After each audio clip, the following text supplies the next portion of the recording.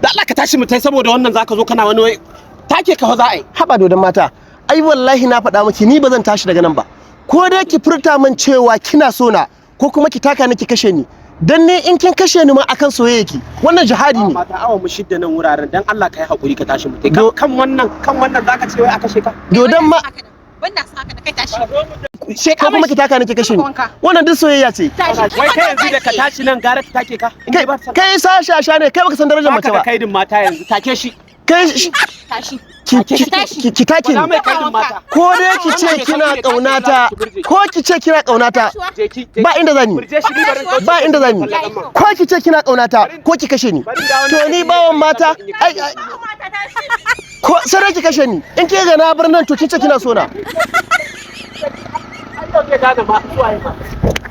sha kai ana nuna maka darajar mata kai kana yin wauta darajar mata mana to ni akan soyayya ta wannan ko ma me ce man me